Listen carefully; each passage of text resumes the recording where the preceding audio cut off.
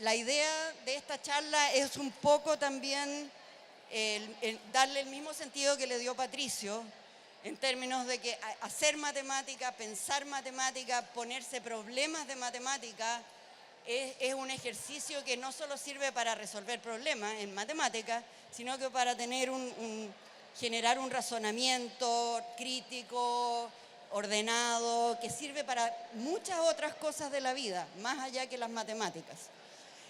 El foco de mi charla son lo que se llaman grandes números, que no son grandes, son muy grandes. Y los necesitamos, y necesitamos entenderlos por muchas razones que vamos a explicar ahora. Entonces, vamos adelante.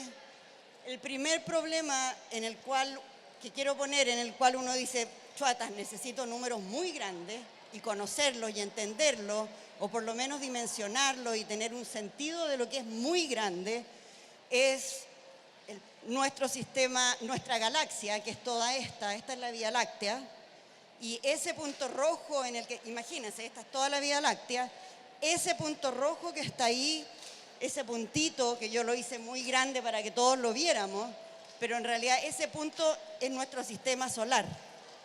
O sea, ahí en ese punto rojo está todo nuestro sistema solar, que nos incluye a nosotros. Así de chicos somos respecto a esto que es inmensamente grande. Así es que claramente, si yo quiero ser un astrónomo y no entiendo lo que es un número inmensamente grande, me tengo que ir para la casa, porque ni siquiera entiendo dónde estoy. Así es que es grave. No puedo creerlo, a ver. Ahí está, va. Ahí. Entonces, ese cuadro que vimos, donde está la Vía Láctea, que es nuestra galaxia, es también un punto rojo dentro del universo, dentro de algo que es mucho más grande. De esa figura, donde nosotros aparecemos chiquititos como sistema solar, se estima que existen aproximadamente 100.000 millones de galaxias, como esa que vimos. Se estima además que existen aproximadamente 250.000 millones de estrellas solo en la Vía Láctea, en nuestra galaxia. Y hay 100.000 millones de galaxias más. O sea, todo esto son números gigantescos, uno no se los imagina. Otro ejemplo es que la velocidad de la luz, que es una medida de distancia en años luz que se usa en astronomía, son aproximadamente 300.000 kilómetros por segundo. Se pueden cerrar los ojos e imaginarse algo que se mueva a 300.000 kilómetros cada segundo, mortalmente inmenso. Vamos a la biología. Esto me lo dijo una bióloga de la universidad, que es neurobióloga, y estaba yo contándole lo que iba a hablar acá de números grandes, de grandes números, y me dijo, para mí es súper importante conocer lo que es un número grande, un gran número en matemáticas, porque yo soy neurobióloga y el cerebro tiene aproximadamente 100.000 millones de neuronas, todos nosotros, imagínense. Y para los que han hecho ya estamos en un público de educación media, saben lo que es una sinapsis, que es la posibilidad de una neurona de conectarse con otras neuronas para generar todo lo que podemos hacer, digamos, de alguna manera.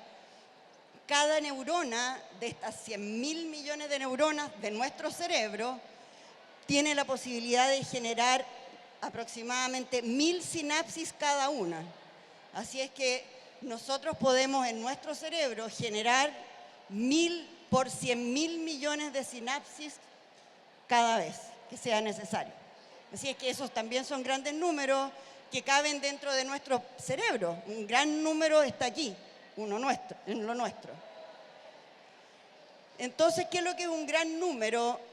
Es un gran número para ustedes que ya están en educación media, etcétera, es un poco los ejemplos que ya hemos visto. Son realmente grandes números. Para un niño chico que tiene un ámbito numérico entre el 1 y el 100, uno puede hacerle este tipo de ejercicios y preguntas que vamos a ver ahora, pensando en 1.000 números o en 100, un número de tamaño 1.000, 100.000, para un niño chico eso ya es un gran número. Entonces los grandes números son de alguna manera relacionados con nuestro ámbito numérico. Como nosotros somos grandes, ya tenemos que hacer uso de los grandes números de verdad. Entonces, vamos a pensar que un gran número para nosotros son los números del tipo de los que acabamos de ver, más grandes de lo que vemos usualmente en la vida diaria.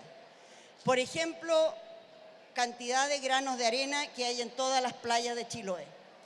Eso es un gran número, traten de pensar en eso. Este es un ejemplo por qué se necesitan los grandes números, en qué nos ayudan. De partida nos ayudan a que no nos engañen con ciertas cifras que uno lee en general y que si las analiza desde un punto de vista más crítico se da cuenta que no tienen mucho sentido. Muchas de las cosas que se dicen o se escriben de repente no tienen ningún sentido de verdad si uno conoce grandes números. Lo que pasa es que uno como que deja de pensar cuando hablan de billones, etcétera, y piensa que es re grande, pero hay cosas que ocurren y que dicen que ocurren, que si uno considera más o menos lo que es un gran número, se da cuenta que no son posibles, así de simple. Este es un dato importante que nos interesa a todos, y es la cantidad total de agua que hay en la Tierra. Hay cerca de 1.387 millones de kilómetros cúbicos. O sea, un cubo de 1 kilómetro por lado, hay esta cantidad de kilómetros cúbicos de agua, que no lo puse en metros. No lo voy a hacer en metros el ejemplo, pero aquí se lo escribí entre paréntesis para que vean la cantidad de agua en metros cúbicos que hay en la Tierra. ¿Por qué pongo este problema? Porque siempre se dice que el agua es escasa, el agua para nuestro uso, el agua dulce es un bien escaso y es un bien que debemos cuidar. Y tienen toda la razón. ¿Por qué? Porque pese a haber esta tremenda cantidad de agua en la Tierra, de esta agua, el 97,3% es agua salada, es el mar. El 97,3%, o sea, tenemos esta cantidad de kilómetros cúbicos de agua salada y solamente 37 millones de kilómetros cúbicos de agua dulce. Esa es la proporción respecto a toda el agua de la Tierra que realmente es útil para nosotros. Pero hay otro problema, que el 77,3% de estos 37 millones de kilómetros cúbicos están en nuestros icebergs, glaciares, están básicamente en la Antártica y en Groenlandia. Ahí está la mayor cantidad de agua dulce que podemos tener en hielos y glaciares. Un 22,3% está en aguas subterráneas que no son siempre posibles de usar. Y solamente un 0,33% de esta cantidad de aguas está en lagos y ríos, que es lo que más usa el hombre, a lo que más accedemos. Así es que efectivamente, pese a que hay mucha agua, no hay tanta, aunque se ve mucha agua dulce y la posibilidad de conseguir agua para nosotros, de verdad es básicamente un 0,5%, algo así, un 0,33%. Así es que haya agua es una cosa y son números grandes. Que tengamos agua para nuestro consumo es otro cuento, porque de hecho lo que se derrite de los glaciares cae al mar. Entonces deja de ser agua de uso para nosotros. Así es que es un problema de grandes números y este problema está planteado en el siguiente sentido práctico. El problema es si se puede trasladar un iceberg a un lugar donde podamos recuperar el agua dulce del iceberg. Ese es un problema de cómo arrastrar un iceberg que pesan muchísimo, grandes números, para llevarlo a un lugar donde podamos hacer uso del agua que contiene. Entonces, para facilitar un poco, voy a usar estos números porque hacen más corto y gasto menos tinta y menos papel, nada más. Entonces, vamos a decir que 10 elevado a 2 es un 1 con 2 ceros, a la 3 con 3 ceros, etc. 10 elevado a 7 es un 1 con 7 ceros, etc. Es solamente para facilitar el cuento. Los que saben notación científica están acostumbrados a hacerlo. Entonces, ¿por qué es importante conocer los grandes números? Un poco lo que yo decía al principio, es porque uno tiene un espíritu crítico de decir, a ver, esto que me están diciendo que se ve tan grande, yo lo puedo entender, lo puedo pensar y puedo decidir si es más o menos correcto o no. Por ejemplo, ¿por qué es importante conocerlo? Porque nos permiten distinguir 1 millón de segundos, que son un 1,60, así que 10 elevado a 6, que son aproximadamente 11 días y medio, y viene alguien y me dice, bueno, entre 10 a las 6 y 10 a las 9 más o menos el mismo tiempo, pues ¿cuál es el problema? De 6 a 9 hay 2, no es nada. Bueno, 10 a las 9 son 36 años. Entonces uno le dice, no, es re poco, de 6 a 9 hay re poco, pero pucha que hay harto. Entonces vamos pensando mejor. Aquí no me vengan con cuentos así de que todo es lo que parece. Aquí hay otro ejemplo que tiene que ver con esto de que uno dice, si yo boto un pedacito de papel, ¿qué importa? Pues si es re chiquitito, no pasa nada, entonces lo boto. Bueno, es la misma idea que uno dice, voy a usar aerosol, desodorante en aerosol, lo que ustedes quieran, porque yo hago tss, y es tan poquito que no afecta a nadie, si soy yo nomás. Entonces uno le dice, a ver, mejor calculemos, porque esta cosa es rara. Por algo todo el mundo dice, por favor, no use desodorante en aerosol. Entonces, ¿de qué están hablando? Veamos. Para eso están los grandes números. A ver, uno va y dice, a ver, esto quiero calcularlo bien. ¿Cuánto dañamos de verdad entre todos juntos la capa de ozono?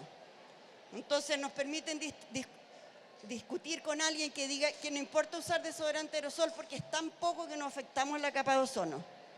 Entonces alguien que tiene un espíritu crítico porque ha resuelto los problemas de Patricio y los problemas de matemática que ha visto en su vida, es más puntudo y dice, a ver, voy a pensar. Entonces dice, supongamos que 1 de cada 10 personas usara desodorante aerosol. 1 de cada 10 o 1 de cada 100, todavía le da un cálculo inmenso. Hay aproximadamente 7.000 millones de personas en la Tierra. Entonces, si cada 1 de cada 10 usara desodorante aerosol al día, una vez al día, tendríamos esta cantidad de personas usando desodorante aerosol una vez al día. O sea, tendríamos 700 millones de aerosoles en uso diariamente. Y créanme que aunque uno aquí en Castro, en Talca, en Santiago, haga tss y dice eso no fue nada, si lo juntamos todo y lo hacemos, son 700 millones de aerosoles en uso una vez al día. Así que sí, probablemente sí contribuimos a dañar la capa de ozono. Así que hay que ser cuidadoso con los grandes números. ¿Por qué son importantes los grandes números? Porque ayudan al razonamiento y a tener un pensamiento crítico.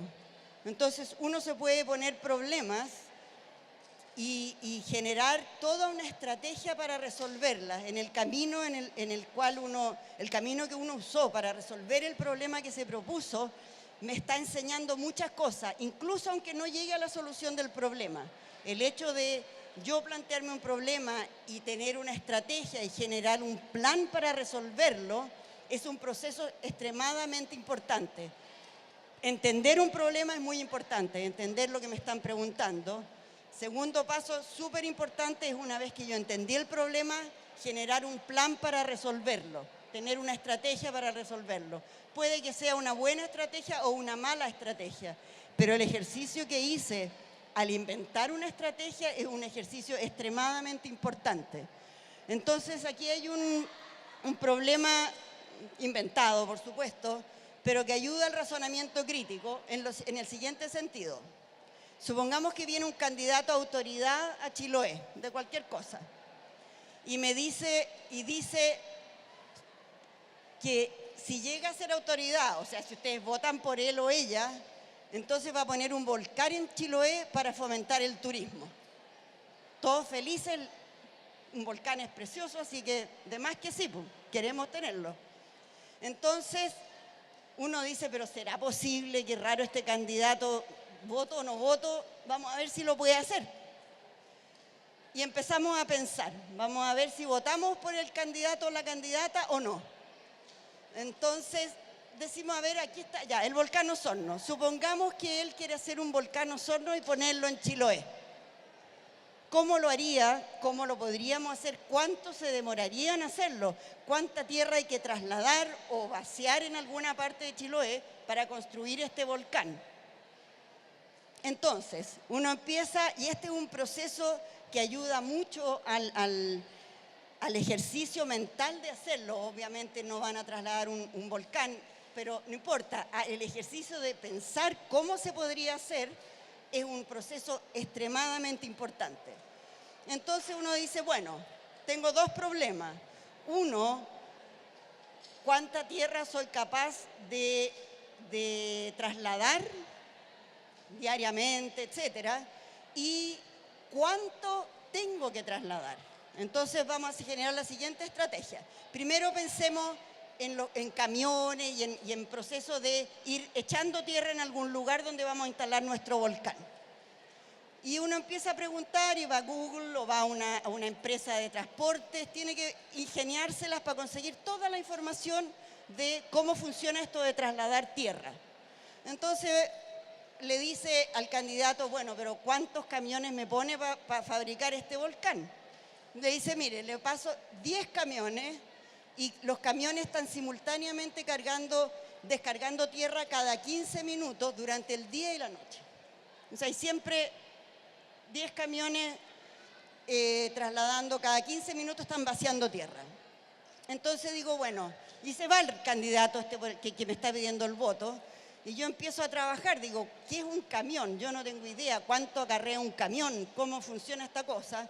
Entonces yo personalmente, no estoy haciéndole propaganda a nadie, pero es lo que encontré en Google, dice cada camión carga un volumen de hasta 17 toneladas. Estos son unos camiones jack de 3 ejes, no tengo idea lo que es, pero es lo que yo encontré. Después dije, bueno, ya, tengo más o menos cuánto pueden cargar estos 10 camiones.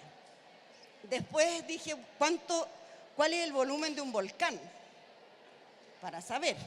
Entonces me metí a la página de Cernagiomín y tomé el volcán Osorno. Y ahí sale que tiene las siguientes dimensiones. Tiene esta altura, tiene un diámetro basal en su base de 12 kilómetros, el área basal son 180 kilómetros cuadrados, y aquí está lo que quería. El volumen son 134 kilómetros cúbicos. O sea, hay un cubo de 130, de ese porte, digamos. Entonces, bien, tengo mis camiones, que yo sé cuánto cargan, y tengo el porte del volcán que quiero construir. Ahora empiezo a hacer el cálculo de cuánto me demoro en montar este cerro de tierra para ver cuánto se va a demorar el candidato. A ver si va a estar el volcán en los 4 años que va a estar aquí siendo, no sé, autoridad. Entonces empezamos. Un día tiene 24 horas, que son 1440 minutos. Este cálculo lo puede hacer cualquiera, y lo bueno de grandes números es que uno se puede inventar muchos problemas fácilmente. Un problema es, por ejemplo, no sé, si juntamos la sangre de todos los seres humanos, de los 7.000 billones de seres humanos, ¿cuántos litros son? Inventar problemas así. Entonces, aquí estoy poniendo cuántas toneladas o cuántos kilos cargan diarios los camiones que me pasa este candidato a autoridad. Entonces pongo, el día tiene 24 horas, o sea, los 10 camiones hacen 960 descargas cada día. Ahora, ¿cuánto pesa un metro cúbico de tierra? Lo tengo que ver para saber cuánto carga cada camión, cuántos metros cúbicos de tierra carga cada camión en cada viaje. Y en Google encontré esta industria de transportes que decía que para cobrar, decía, un metro cúbico de tierra húmeda pesa aproximadamente esto. Así es que, como ellos tenían una tabla de costos, tenían esa medición. Listo. Entonces, 17 toneladas son 17.000 kilos, es decir, cada camión carga cada vez esa cantidad. Aquí hay un 10 a la cuarta, que es un número razonablemente grande, pero no tan grande. Los 10 camiones entonces cargan cada vez eso. Se hacen 960 descargas al día, por lo que si uno multiplica esta cantidad, tiene esa cantidad de kilos diarios que trasladan. O sea, en notación científica, es 1,63 por 10 a la 8 kilos yo puedo echar en la tierra para ir formando este volcán cada día.